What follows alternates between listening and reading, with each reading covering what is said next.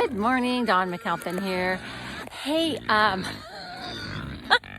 the pigs are mad at me. So I got up this morning, fed the cat and the dog, and then headed out and put my signs out for my open house that's today 10 to 2. And then I got home a little bit late for my farm chores. Already fed the turkeys and the chickens, and now I'm down here with the pigs, and you can hear how mad they are. I wanted to show you what they've done for me. So right behind me is what this area looks like. See, lots of brush and chaparral. And then I divided and put electric fence in sections, and you can see right here they've cleared it to what I had as my existing road path.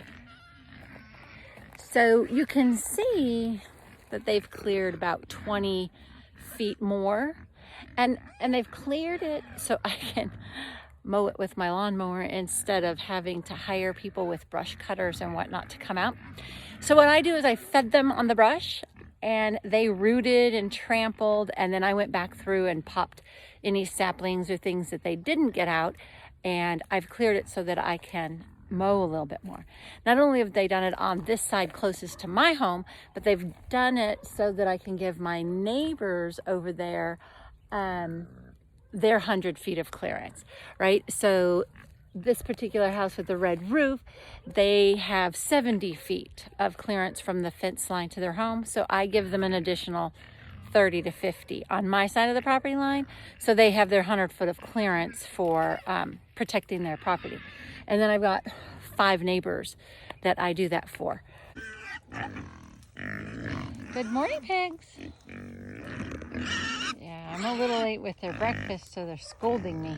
Good morning. Good morning. Overfilled their water, so it's making you a nice wallow for later when it's hot.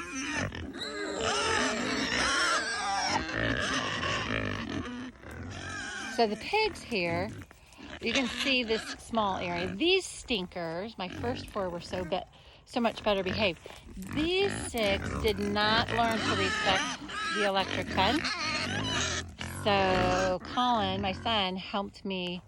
I bought 6 more cattle panels, or hog panels rather, and I put it around in this circle so they have shade from the tree and my hose can reach their water. But look what a great job they've done rooting and trampling, and now they've given me another, when I finish clearing these few little bushes that are left out, they've given me another 30, 40 feet away from my home of clearance, and then I'll move them over there to do the same. But I put the electric fence on the inside this time so that they learn every time they touch that white fence it's not comfortable, and then they stay away and respect it so that I can give them a bigger area for them to roam and clean. This is where the pigs started. When they first came, they were teeny tiny. So they had an old dog house that all 6 of them could fit in if they wanted to, but it's been so hot, nobody's gone in there. And they've cleared around these rocks, and they've cleared under that giant cactus. They've rooted around all these rocks that were buried, so now I can move them out of the way and mow it if I need to or want to. They cleared under all these trees. I still need to come back and clip the growth or chainsaw down limbs. The rule is we have to keep it 6 feet off the ground. The canopy of the trees has to be 6 feet off the ground, and the weeds have to be no taller than 6 inches. So like right here, I popped out a lot of eucalyptus and oak and olive saplings. And see, some of them are very persistent and resilient, and so I'm gonna have to come back and dig those out. But for the most part, they've given me and my neighbors the clearance that I need, and each time I have pigs, they clear a little bit more. So it just makes it easier to manage. And when it's wildfire season, like right now,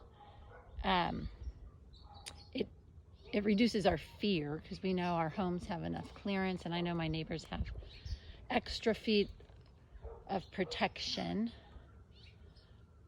for their structures. Anyway, so those are my pig chores. They only stay in a pen like this for a week, so I don't have to manage manure. Pigs are neat, so they poop on one side and I feed them on the other, and they sleep in the middle. And then as I move them around, the same thing. I feed them where I want them to clear the brush. They go farther away and trample and manure all they want. And then a week or 10 days later, I move them off of their manure, and everything stays clean. It doesn't smell, and the flies aren't so bad. And the last thing I want to do on my weekends or my time off is manage manure. I'd much rather move them around and shoot them with water so that they can cool off on a hot day and wallow in their mud. Anyway, so that's just my Sunday morning. I gotta wrap this up so I can get cleaned up and get to my open house. Make it a great day, and I hope to talk to you soon. Bye now.